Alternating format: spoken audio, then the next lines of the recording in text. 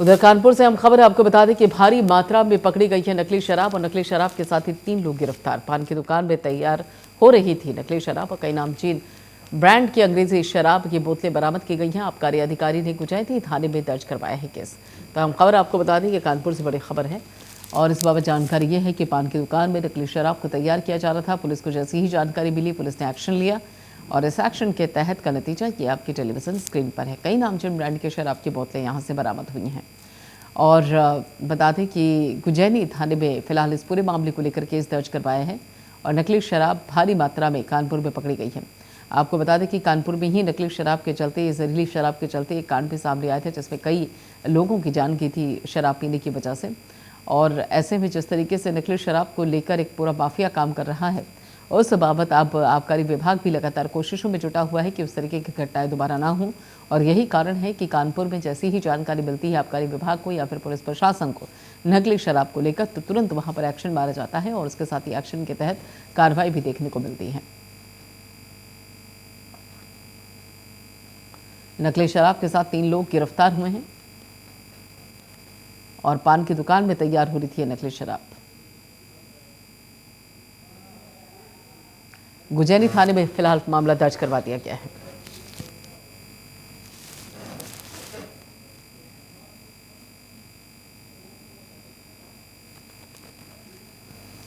धीरज शुक्ला हमारे साथ जुड़ चुके इस बाबत आगे की जानकारी देने के लिए। धीरज, क्या कुछ है जानकारी आपके पास? कैसे पुलिस को पता चला कि पान की दुकान में नकली शराब पर तैयार हो रही है?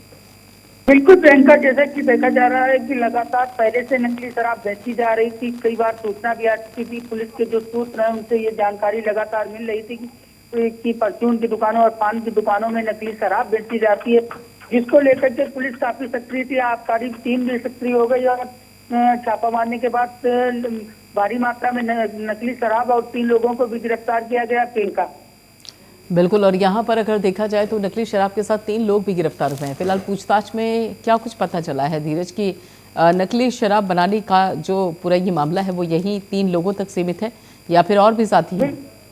बिल्कुल प्रियंका, जैसा कि देखा जा रहा है कि पुलिस और आबकारी टीम लगातार इनसे पूछताछ कर रही है और पुलिस का साफ कहना है कि वो एक बड़ा रैकेट सामने आएगा जो नकली शराब बना रहा है। और जैसे ही उत्तर प्रदेश में कानपुर में चुनाव नजदीक आते हैं तो नकली शराब के माफिया जो लोग हैं वो सक्रिय हो जाते हैं और नकली शराब, पान की दुकान, परचून की दुकान, ऐसे कई क्षेत्र भी चिन्हित किए गए हैं। जैसे घाटमपुर है, बिल्लौर है, ऐसे कई क्षेत्र चिन्हित किए गए हैं जहाँ पर चुनाव आते ही नकली शराब माफिया सक्रिय हो जाते हैं और जगह जगह पर अपने अड्डे लगा करके नकली शराब बिकवाने लगते हैं।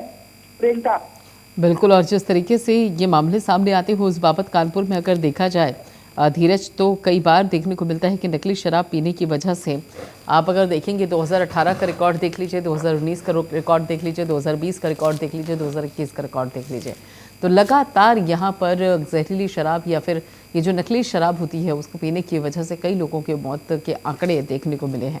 आप सवाल देखिए, जिस तरीके से एक्शन ले रही है यहाँ पे पुलिस, उससे पता तो ये चलता है कि कहीं ना कहीं उन मामलों से पुलिस प्रशासन ने सबक लिया है। लेकिन सवाल ये उठता है कि और कितनी सख्ती की ज़रूरत है जिसके चलते नकली शराब बनाने वाले माफिया पर पूरी तरीके से शिकंजा कसा जा सके।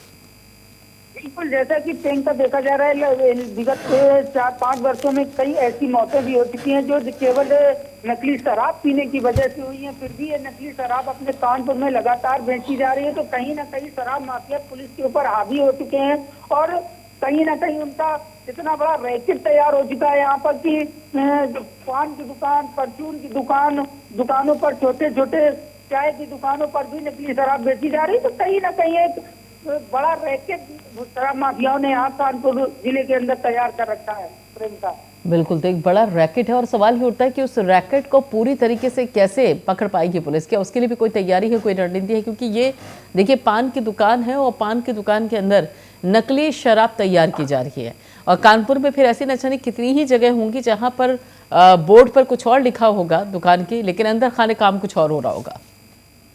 बिल्कुल प्रियंका, लगातार कई जगहों पर ऐसे पहले भी पकड़ी जा चुकी है, जैसे पान की दुकान, किराने की दुकान, चाय की दुकान पहले भी पकड़ी जा चुकी है। प्रियंका, लेकिन अगर देखा जाए तो लगातार बिक्री हो रही, लगातार आए दिन शराब बिकरी जा रही है दुकानों से, खोखों से। तो कहीं ना कहीं प्रियंका पुलिस की आबकारी टीम की एक लापरवाही भी मानी जा सकती है कि इतनी सख्ती के बावजूद भी शराब बिक रही है, तो कहीं ना कहीं शराब माफिया सक्रिय है पूरी तरीके से कानपुर में, प्रियंका।